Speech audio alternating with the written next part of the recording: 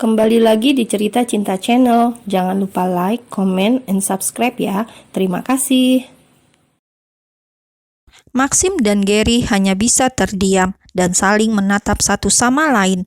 Keduanya tidak menyangka bila ternyata Jingga benar-benar pergi dari kehidupan langit.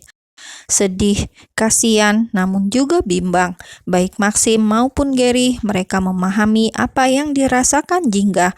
Sangat tidak mudah baginya berada di posisi saat ini, di mana harus bersaing dengan orang yang sudah tiada. Tidak hanya itu, bahkan saingannya adalah saudaranya sendiri. Berat bukan? Namun yang menjadi pertanyaan untuk Maxim dan Gary, kemana Jingga pergi dan harus berapa lama? Mereka percaya bahwa langit masih bisa menunggu, hanya saja memikirkan bagaimana kehidupan Jingga di luar sana membuat kedua laki-laki dewasa itu merasa cemas dan khawatir. Sudahlah Lang, ikhlaskan dan sabar. Bila kemarin kamu menunggu sampai waktu menjemputmu agar kamu bisa bertemu Biru, sekarang kamu harus yakin dan bisa menunggu sampai Jingga kembali. Ingat Lang, yang kamu perjuangkan saat ini bukan orang mati, jadi kamu harus lebih bersabar sedikit, ungkap Maxim panjang lebar. Aku setuju dengan Maxim, biarkan dia sendiri dulu, menenangkan diri untuk menerima semuanya. Sabar Lang, imbuh Gary yang sebenarnya tidak tahu harus bagaimana dan berkata apa untuk menenangkan sahabatnya. Langit hanya diam dan mendengarkan perkataan dua sahabatnya, namun matanya begitu menatap lurus dengan pandangan kosong. "Kamu di mana, sayang? Apakah kamu sudah makan? Obat kamu belum habis," gumam Langit dalam hatinya terus menjerit karena merindukan sang istri. "Sayang, dimanapun kamu berada, jaga kesehatan dan ingatlah bahwa aku akan selalu ada di sini menunggu kamu untuk pulang. Jangan terlalu lama di luar sana, cepatlah kembali." Langit menghela nafas dengan cukup kasar, lalu ia segera bangkit dan menuju kamar mandi untuk mendinginkan pikirannya. Sementara Maxim dan Gary, keduanya pun tak bisa berlama-lama karena harus pulang. Sebelum pulang, Gary dan Maxim pun meminta tolong kepada para pekerja di rumah itu bila terjadi apapun segera menghubungi mereka. Gary dan Maxim hanya khawatir bila nanti Langit sampai berbuat hal nekat seperti dulu ketika Biru tidak ada. Bukan bunuh diri, hanya saja Langit suka mengurung diri dan menghukum diri sendiri dengan tidak makan atau minum, hingga dulu dia sampai diopnam lantaran mengurung diri di dalam kamar belasan hari. "Menurutmu Jingga kemana?" tanya Maxim kepada Gary sebelum keduanya memasuki mobil masing-masing. "Entahlah," jawab Gary seraya mengangkat kedua bahunya. "Menurutmu berapa lama anak itu akan pergi?" kata Gary balik bertanya. "Entahlah," jawab Maxim ikut mengangkat kedua bahunya. "Sial, kau meledekku," umpat Gary langsung memukul bahu Maxim. "Aku hanya menjawab seperti yang kau jawab saat aku bertanya," kata Maxim membela diri. "Terserahlah, aku akan pulang," cetus Gary segera memasuki mobilnya. Sementara Maxim hanya terkekeh lalu juga ikut memasuki mobilnya sendiri. Setelah perdebatan kecil antara Maxim dan Gary, keduanya pun segera pulang ke rumah masing-masing. Jingga, kamu selalu memiliki cara ajaib untuk memberikan shock terapi pada kami semua," gumam Gary di dalam mobil seraya menghela nafasnya kasar. Sementara Maxim di dalam mobilnya kembali berpikir seolah flashback dengan kejadian akhir-akhir ini. Jingga selalu mengikuti Langit ke kantor dan kemanapun. Maxim berpikir, mungkinkah Jingga sudah merencanakan kepergiannya, pikirnya. 3 tahun kemudian, Di sebuah taman yang begitu luas dengan hamparan rumput hijau yang dihiasi mawar putih membuat pemandangan kian bertambah indah. Semilir angin di bawah pohon yang cukup rindang.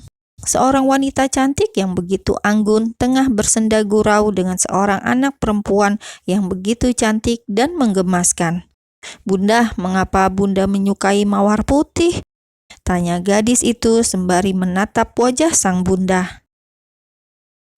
"Karena putih itu bersih. Entahlah, Bunda sangat menyukainya. Apakah kamu tidak suka?" tanyanya seraya mengusap wajah putrinya. "Suka, aku sangat menyukainya," jawabnya dengan cepat dan tersenyum senang. "Aku akan bermain lagi," imbuhnya, lalu gadis itu kembali berlari untuk bermain. Sementara itu, di sebuah gedung perkantoran yang menjulang tinggi, di sebuah ruangan yang cukup luas berada di lantai teratas gedung, seorang laki-laki dewasa yang masih terlihat tampan dan berwibawa walau umurnya sudah hampir memasuki kepala 4, tengah fokus dengan beberapa berkas di mejanya. 3 tahun ini, Langit hanya menyibukkan diri di kantornya. Bahkan laki-laki itu sangat jarang sekali untuk pulang ke rumah. Bisa dihitung paling 2-3 kali dirinya akan pulang. Selebihnya ia memilih untuk tidur di kantornya. "Gak pulang lagi?" tanya Maxim yang sudah entah sejak kapan berada di ruangan Langit. Sejak 2 tahun terakhir, Maxim sudah berpisah dengan Langit. Ia sudah tidak lagi menjadi asisten pribadi Langit. Namun, Langit sudah mengembalikan perusahaannya agar dikelola oleh Maxim lagi. Sementara Langit, ia fokus mengurus perusahaan mertuanya yang tak lain ayah dari Jingga.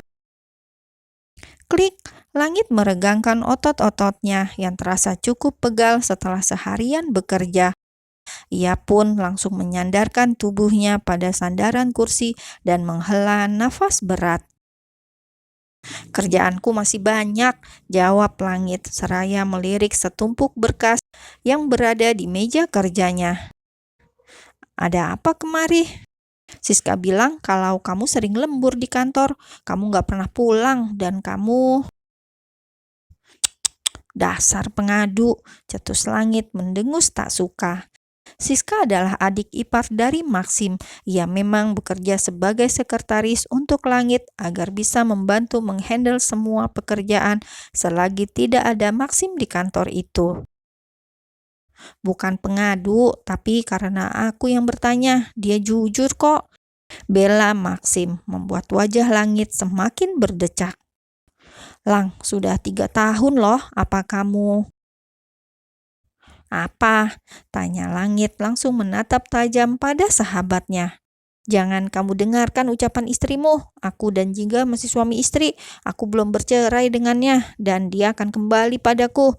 Jadi kamu peringatkan sama istrimu, jangan macam-macam," imbuhnya dengan nada tak suka.